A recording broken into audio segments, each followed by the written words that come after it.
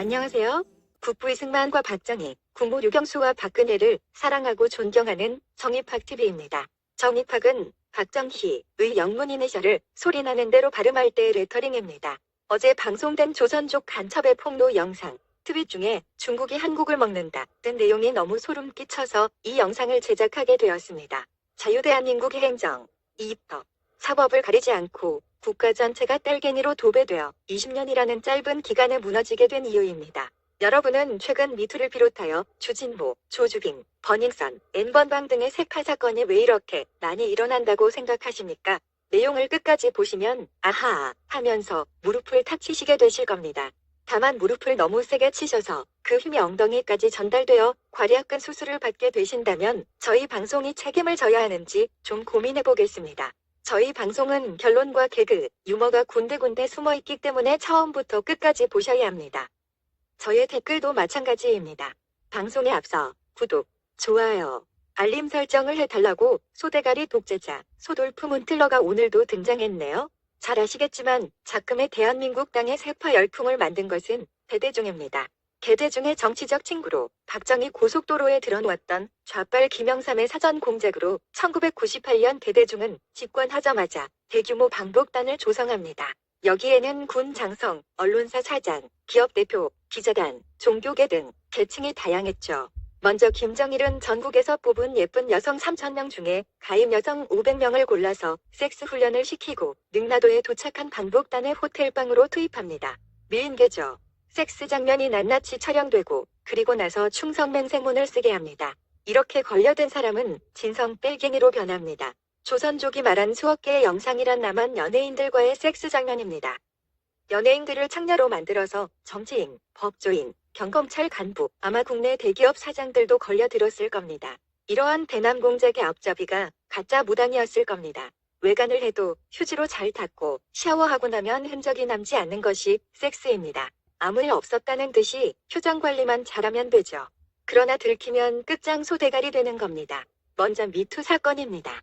김일성은 1980년대에 이미 문학에 장학지령을 내렸습니다. 조선족 폭로의 웹툰 작가가 언급되는데 미투 사건은 연극, 영화, 드라마, 소설 등의 작가들과 연예인 세파 공작이 들통난 거죠.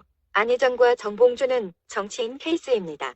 이것은 국가 중추기관인 청와대와 행정기관, 국회, 헌재, 사법부, 선관위까지 연예계 미인계로 엮는 대남 공작입니다. 걸그룹들이 지나치게 성적 묘사를 하는 것이 좀 이상하지 않았나요? 마음에 드느냐를 고르라는 역의 공작입니다. 조선족 간첩들에 의해 한국 연예인들이 희생당하고 있어요. 간첩들이 예쁜 한국 여자를 제일 먼저 따먹고 있는 거죠. 그리고 나서 이별면 죽입니다. 일회용이죠. 조국놈의 여자들, 스캔들도 같은 맥락입니다. 저희 지난 방송에 다 나옵니다. 버닝썬은 광주 출신 승리가 법조계와 경검찰 간부를 끌어들인 사건입니다. 윤교근 총경과 조국놈 수호 시위에 복면 쓰고 갔던 총경도 있었죠? 세파로 엮였다고 보이는 대목입니다. N방이 비밀은 방송인, 군인을 비롯하여 사회 전 계층의 손을 댄 대형 세파 사건입니다. 세월호 침몰은 간첩들이 전교조 교사를 끌어들인 사건이죠. 침몰이 성공하자 쓰리썸 사건 등으로 유가족을 끌어들이려고 세파로 엮는 대남 공작인데 입맞기 술책입니다. 그런 마갓 중에 빙산의 일각, 얼음 쪼가리 하나가 수면 위로 떠오른 것일 뿐입니다. 대한민국 땅이 스캔들 천지가 되었습니다. 저희 방송의 초두에 수영복 여성이 자주 등장하는데 대부분 그쪽으로 눈길이 먼저 가시죠.